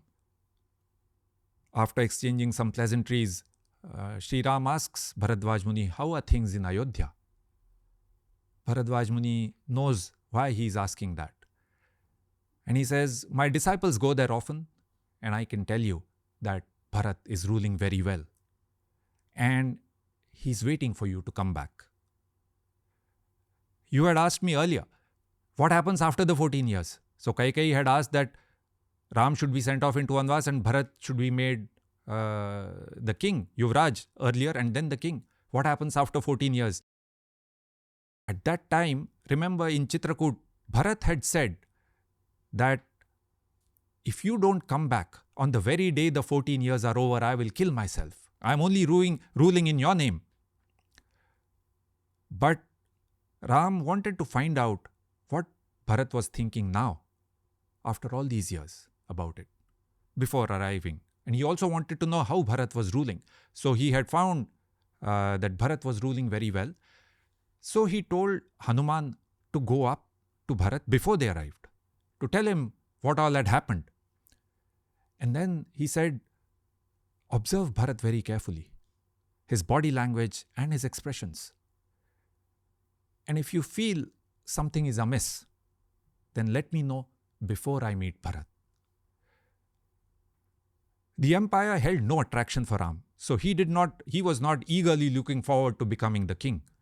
His primary concern always was Prajapalana, welfare of the people. And he had found through Bharadwaj Muni that Bharat was ruling well. And so he wanted to find out that if Bharat wanted to continue, see, after 14 years in power, maybe he thought differently. If Bharat wanted to continue, Ram was very happy to let him do so. So Hanuman went to meet Bharat, told him what had happened. Bharat was stunned to hear all this. He did not know about Sita's abduction and the war with the Rakshasas or any of it. And he was delighted to know that Ram was coming back to Ayodhya. He hugged Hanuman and said, Chirasya Purnaha Khalu me Manoratha. Finally, my wish has been fulfilled. The next day, the Viman arrived in Nandigram. By the way, Bharat was ruling as a caretaker, as he had said, from Nandigram, which was just outside Ayodhya. So he had said he would not enjoy any of the luxuries of royal life while Ram was in exile. And so he was at Nandigram, and that's where the Viman came. It was an emotional homecoming for Ram, Lakshman and Sita. Bharat told Ram, now that you are back, take over the empire. I have ruled in your name. In your absence, the treasury, food stocks and the army are 10 times what they were. So he had grown the economy 10 times in 14 years. He had ruled very well. Even then Bharat said, but no one can rule this vast empire like you. I am as capable of walking in your shoes as a donkey is capable of walking like a horse. Gating khara ivashwasya. The very words he had said 14 years back. All these years in power had not changed Bharat one bit. And these were the Ikshwakus. We had seen earlier 34 generations. They had been ruling for 34 generations and still not a trace of any lust for power. Remember the great debate at Chitrakoot, where Ram and Bharat had argued that the other is the rightful successor. Ram agreed to take over the responsibility of the empire. The coronation was held the next day. Before the coronation, Ram was brought from Nandigram to Ayodhya in a grand procession. There were musicians and dancers. Ayodhya erupted in joy. The streets and buildings were decorated with flags and flowers. And then Maharshi Vasishtha placed the crown of the Ikshwakus on Shri Ram's head. Ram gave away gifts to the scholars and the needy. He honored Vibhishan, Hanuman, Sugriv and others.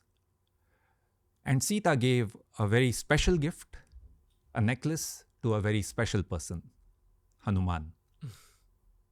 After the coronation, Sugriv went back to Kishkinda. Vibhishan went back to Lanka. And thus began the glorious reign of King Ram. Wow. Maharshi Valmiki says, everyone was happy and all was well in the land. Sarvam muditam evasit. People lived long and healthy lives. They lived in harmony with each other and with nature. And Ram was extremely popular. People could not get enough of talking about him. Ram did this, Ram did that. Ramo Ramo Rama iti prajanam abhavan katha. And thus Ram ruled for many, many years. Evametat puravrittam akyanam bhadramastuvaha. This is the story. This is how it all happened. May you all be well. And with those words, the 6th book of the Valmiki Ramayana comes to an end. Yuddhakandam Sampurnam. And this is also the end of the Valmiki Ramayana. Jai Shri Ram. Jai Shri Ram. Fun. Feeling like a big box has been ticked. From my own artistic journey, I don't know how you're feeling. Definitely. Thank you so much for giving me this opportunity to tell this story of Shri Ram, the Charitra of Shri Ram, sharing it with all of you. Thanks for your life's work. That's what I'll say. But before we close off, I want to make one final remark. You had said just now that this is the oldest epic, the Adi Kavya, written all of these thousands of years back, and we are still talking about it. In fact, in the Ramayana itself, Maharshi Valmiki has this shlok, Yavat sthasyanti girayah saritascha mahitale tavad Ramayana katha lokeshu pracharishyati. Until the mountains and rivers exist on this earth, Ramayana, the story of Ram, will always be told. Now, think about it. How could Maharshi Valmiki, all of these thousands of years back, be so confident that what he was composing will be told for all times to come? How could he be so confident? And the answer is relevance. The Valmiki Ramayana is relevant for everyone and for all times. In the first session, you had asked the question, I think it was your first question, why did Maharshi Valmiki write it? And we had looked at the first few verses. Konvasmin sampratam loke gunavan kascha viryavan dharmanyascha kritadnyascha satyavakyo dridavratah. Who in the world lives today who has all the qualities of an outstanding person, who is a great role model? And then in the next few verses, he had listed out these qualities. Who has the strength of character? Who is thoughtful, caring, generous, grateful, truthful, a doer, scholar? He has attained control over his anger, but won't remain silent in the face of wrongdoing. And then Maharshi Valmiki wrote the story of Ram, because Ram had all of those qualities. Now note, these qualities are universal human values. Who can argue that being grateful, thoughtful, caring is not good? And so, Shri Ram exemplifies these universal human values. See, Ram's ideal is not limited by any philosophy or doctrine. There are no religious do's and don'ts in this book. And that is why the Ramayana is relevant for everyone and for all times, relevant for you and me today. See, you are doing some exciting and bold initiatives in your podcast about the global expansion and so on. Also in your personal life, you shared some interesting developments. For you and for me, can we think of the Ramayana in our lives? That is the question. Can we think beyond ourselves and our self-interest? Can we choose to do the right thing even when the costs are high? Can we support others in their time of need? And surely there will be times when we feel hopeless and overwhelmed. Can we think of what Shri Ram, Lakshman, Sita and Hanuman did and know that we have to keep going, never give up? And when we have done everything that we can do, can we accept whatever life throws at us without anger, without irritation, just the way Shri Ram accepted on the day of his exile? That is the relevance of the Ramayana. This conversation is important because hopefully we can not only connect our audience with Maharshi Valmiki's words, but also show them how it can be useful in their day-to-day lives. It's petrol for the subconscious mind. That's how I look at the Ramayana. Fuels your journey through life. And it's always done that for every Indian who's familiar with the story.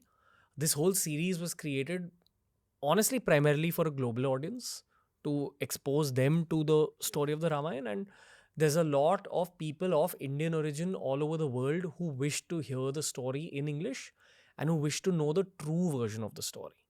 So This is why it's a big artistic tick mark for me. It's been a goal of mine since my career began. Yeah. And you were the right person, that Hanumanji sent Thank, and that Maharishi Valmiki sent. thank you. And you said it is for the global audience. Of course, it should be. Like we said, it is universal. As I'm moving into my 30s, I'm 31 now. I'll turn 32 this year. One of the big life lessons I'm understanding is that there's variables in life and there's constants in life. And we often only address the positive constants, which are your family members. Maybe love as an emotion, maybe growth is a constant.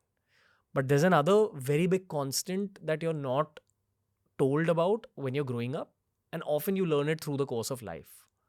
And that constant is the factor of unpredictability.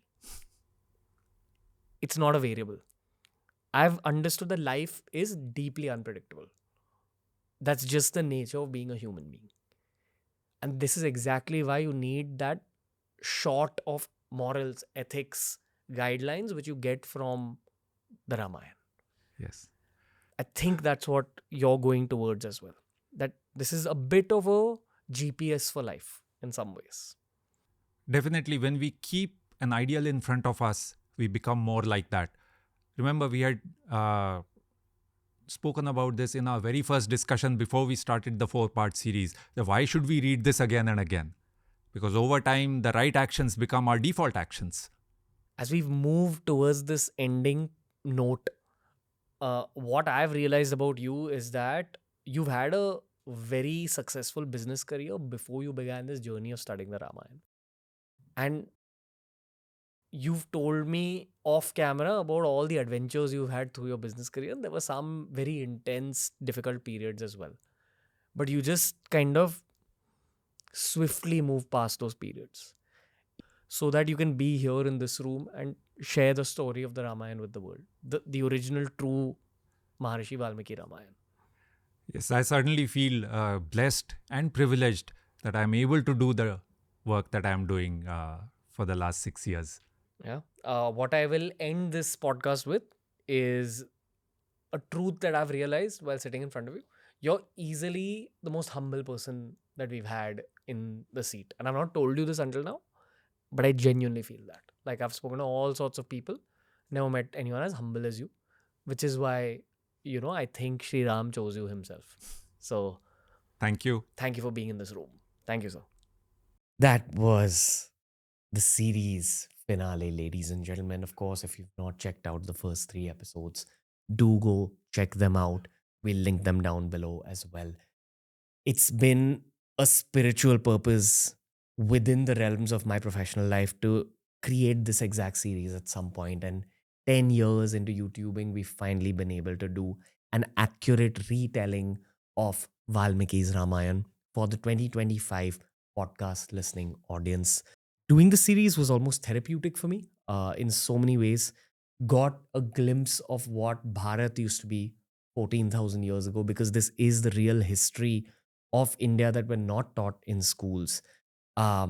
This particular series has been created with very, very pure intention by both Yashodeep sir and myself, which is why I hope that it reaches every single Indian and we get to know the Ramayana in much more detail than we knew before the series existed. We intend on creating a series related to the Mahabharat in the future as well. But please enjoy this one for now. Rewatch it if you must. And if you want an even more detailed version of this kind of a retelling, do visit Yashodeep sir's YouTube channel. It's called 21 Notes, where he's given very, very, very detailed episodes related to Valmiki's Ramayana, the only true and honest retelling of our epic. Thank you for listening in. Lots of love. Jai Shri Ram.